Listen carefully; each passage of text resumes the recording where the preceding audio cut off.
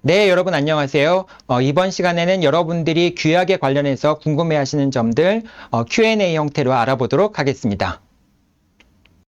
자, 먼저 규약 개정의 원칙에 관련된 내용들, 질문들, 어떤 질문들이 제기될 수 있는지 살펴보겠습니다. 첫 번째 질문입니다.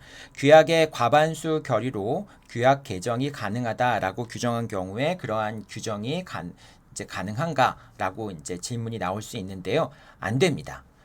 규약 개정의 요건은 구분 소유자 및 의결권의 각 4분의 3 이상의 동의, 서면 결의를 요구하기 때문에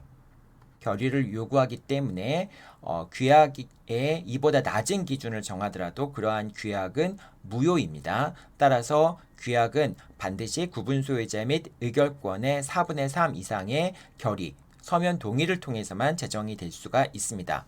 자, 마찬가지로 규약의 관리위원회의 결의로 규약을 제정할 수 있다라고 규정한 것도 유효할 수 있는지 안 됩니다. 이 경우도 오직 관리단 집회에서 집회의 결의를 통해서만 왜냐하면 이제 제가 규약을 제정하면 안 된 제정이라는 말씀을 안 드렸는데 이 제정을 하기 위해서는 관리위원회가 구성이 되기 위해서는 반드시 규약의 근거 규정이 있어야 되겠죠. 따라서 규약이 없다면은 관리위원회도 구성이 될 수 없습니다. 그러니까 관리위원회에 의해서 규약이 제정된다라고 하는 것은 그런 경우는 있을 수가 없겠죠. 그래서 이제 규약을 개정하도록 이제 규약에서 관리위원회가 규약을 개정할 수 있도록 규정하는 경우에도 그러한 규약은 무효다라고 생각하시면 됩니다. 만약에 면적이 30%가 넘는 소유자가 있는데 그 소유자가 반대하면 규약 제정이 불가능한가요? 맞습니다. 이제 규약을 설정하기 위해서는 4분의 3이 동의해야 되기 때문에 구분 소유자의 75%가 그 다음 또 의결권의 75%가 동의를 해야 되겠죠. 자, 그런데 의결권의 30%를 가진 구분 소유자 같은 경우는 이 사람이 반대하면은 최대한 찬성해도 70%밖에 찬성할 수가 없겠죠. 결국은 더 많은 면적을 소유하고 있는 구분 소유자, 30% 정도의 면적을 소유하고 있는 소유자가 반대를 한다면 규약 제정이 사실상 어렵게 됩니다.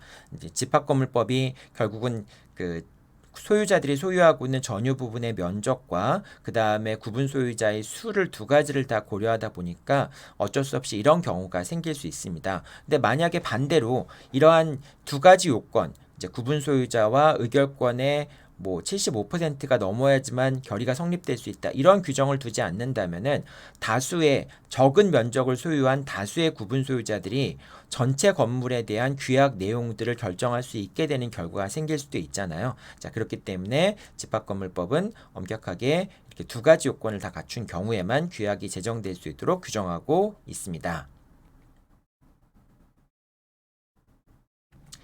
자, 다음으로 규약을 제정하거나 개정할 때 누가 의결권 행사할 수 있는가 부분을 살펴보겠습니다. 이제 가장 많이 나오는 질문 중에 하나인데요.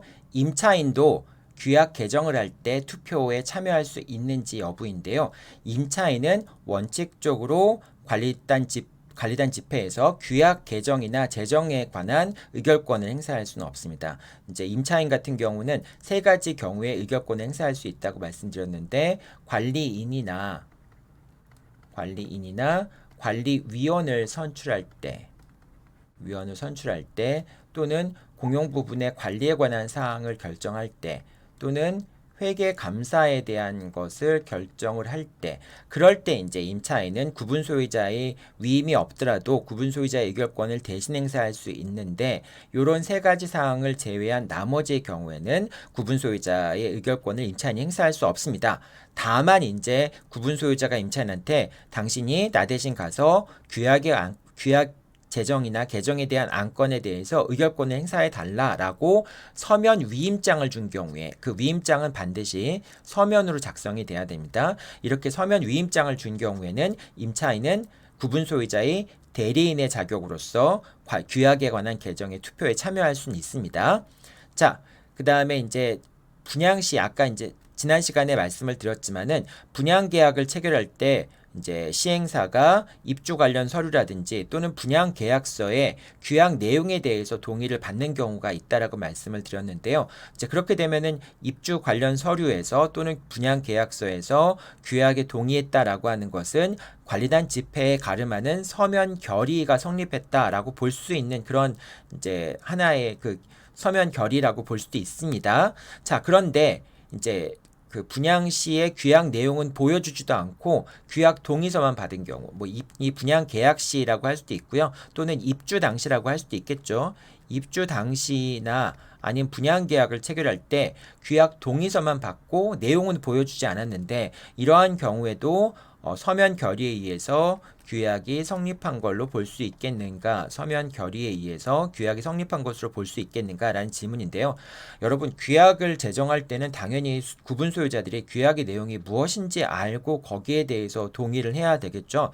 따라서 규약을 보여주지도 않고 동의를 받았다라고 한다면은 그 동의서는 적법하지 않은 동의서라고 볼 수 있습니다. 그래서 규약의 제정의 효력이 발생하지 않거나 규약 개정의 효력이 발생하지 않을 가능성이 높다라고 생각하시면 되겠습니다. 자, 그리고 규약과 법률의 관계에 관해서 이제 많은 분들이 질문하시는 내용들인데요. 만약에 집합건물법이 개정이 된다면은 그러면은 규약도 꼭 제정해야 되는지 부분에 대해서 질문을 해주시는 분들이 많습니다. 자, 이 경우에는 경우를 나누어서 봐야 될 필요가 있습니다. 자, 집합건물법에서 규약보다 우선적으로 집합건물법이 적용되는 경우들이 있을 수 있겠죠. 뭐 예를 들면은 서면 결의 요건 4분의 3 요건 같은 경우가 그렇게 볼 수 있는데요. 예전에 이제 법이 개정되기 전에는 예전에는 서면 결의 요건이 5분의 4였습니다. 즉 80%였습니다. 80%였다가 이게 집합건법의 개정에 의해서 4분의 3, 즉 75%로 낮춰졌는데 자, 이렇게 이런 75% 서면 결의 요건은 규약으로 달리 정할 수 없습니다. 그래서 규약으로 달리 정할 수 없는 내용들에 대한 집합건물법이 개정이 되었을 경우에는 규약 내용을 변경하지 않더라도 자동적으로 효력을 잃게 되고 법이 적용이 된다라고 생각하시면 됩니다. 자, 그런데 이제 집합건물법에서 규약에서 달리 정할 수 있게 선택권을 준 경우들이 있을 수 있겠죠.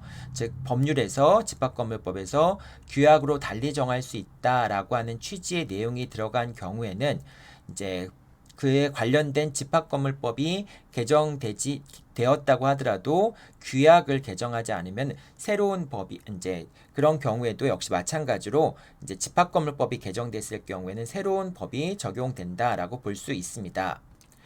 물론 이제 규약으로 달리 정할 수 있다라고 규정이 돼 있긴 하지만은 이거는 기존 법에서 법률의 내용을 바탕으로 규약을 달리 정한 것으로 보기 때문에 규약으로 달리 정할 수 있다는 내용들도 그 법률의 내용이 변경이 된다면은 그러면은 새로운 법이 적용돼야 된다라고 볼 수가 있습니다. 만일 새로운 법과 다르게 운영하고 싶다면은 그 법 맞춰서 규약을 개정할 필요가 있다라고 볼 수 있겠죠. 다만 이제 그 법과 무관한 이제 규약의 내용들이 있는 경우가 있겠죠. 자, 이런 경우에는 법에 규정되지 않은 사항들 같은 경우에는 법 개정과 상관없이 그대로 내용이 유지된다라고 생각하시면 됩니다. 자, 결론적으로 여러분들한테 좀 간단하게 정리해서 말씀을 드리면은 일단 집합건물법이 개정이 되면은 법이 개정이 되면은 규약을 개정하지 않더라도 개정된 법이 적용된다. 그러니까 규약을 반드시 개정해야 되는 건 아니다라고 생각하시면 되고요.